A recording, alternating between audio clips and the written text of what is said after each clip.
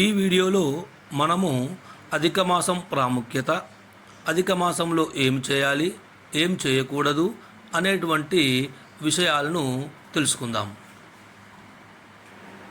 ఒక సంవత్సరంలో 12 నెలలు కాగా 13 నెలలు వచ్చినప్పుడు అధిక మాసం వచ్చిందని అంటారు. ఆ అధిక మాసము ఏ మాసంలో వస్తే ఆ మాసానికి సంబంధించి అధిక మాసం అంటారు. ఉదాహరణకు ఇప్పుడు జ్యేష్ఠ మాసంలో అధిక మాసం వచ్చింది కాబట్టి దీనిని అధిక జ్యేష్ఠ మాసం అంటారు. ఇది ఎందుకు వస్తుందో, ఎలా వస్తుందో ఇప్పుడు తెలుసుకుందాం. మనము సూర్యమానం ప్రకారము చూసినట్లయితే సంవత్సరానికి 365 రోజుల కొన్ని గంటలు. అదే చంద్రమానం ప్రకారము చూసినట్లయితే ఒక మాసానికి 28 రోజులు. కాబట్టి 3 సంవత్సరాలకు ఒకసారి ఈ తేడా 28 రోజులు అవుతుంది. అధిక మాసములో చేయకూడనివి: వివాహాలు, గృహప్రవేశాలు, ఉపనయనాలు, అన్నప్రాసనలు మొదలైన శుభకార్యాలు చేయకూడదంటారు. అధిక మాసంలో ఏం చేయాలి? అధిక మాసంలో శ్రీకృష్ణుడికి మరియు అమ్మవారికి పూజ చేయాలి. తరువాత దానాలు చేయాలి. ఈ మాసంలో చేసే పూజలు కానీ దానాలు కానీ అధికమవుతాయి, అనగా అవి కొన్ని రెట్లు పెరుగుతాయి. ఈ మాసంలో మనం చేసే దానాలు కానీ పూజలు కానీ ప్రసాదాలు కానీ పువ్వులు కానీ 33 సంఖ్య వచ్చేటట్లుగా చేయాలి.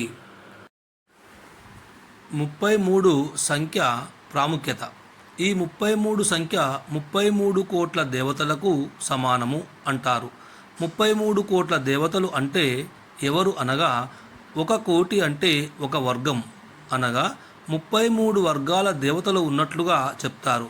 అవి అష్టవసువులు 8, ఏకాదశ రుద్రులు 11, ద్వాదశ ఆదిత్యులు 12, ఇంద్రుడు ప్రజాపతి 2, మొత్తం కలిపి 33. ఈ మాసంలో 33 ముగ్గులు వేసి వాటిపై పసుపు, కుంకుమ, అక్షింతలు వేసి 33 పూలు పెడతారు.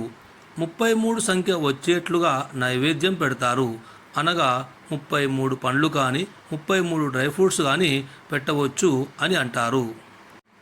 కొంతమందికి కూతురికి, అల్లుడికి, మనుమడు మనుమరాళ్ళకి కొత్త బట్టలు పెట్టి అధిక మాసం వాయనాలు ఇచ్చే ఆచారం కూడా ఉంటుంది.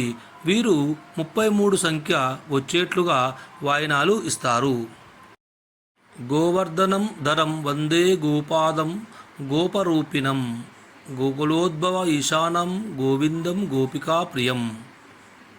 మనకు ఈ మాసంలో పూజలు కానీ వ్రతాలు కానీ చేయడం వీలు కాకపోతే పై శ్లోకాన్ని ప్రతిరోజు 33 సార్లు చదువుకుంటే మంచిదని శాస్త్రాలు చెబుతున్నాయి. ఇంకా చెప్పాలంటే ఈ మాసానికి పురుషోత్తమ మాసం అనే పేరు కూడా ఉంది. మా వీడియో కనుక మీకు నచ్చినట్లయితే దయచేసి లైక్ చేయండి, షేర్ చేయండి, మా ఛానల్ని సబ్స్క్రైబ్ చేసుకోండి. Thank you.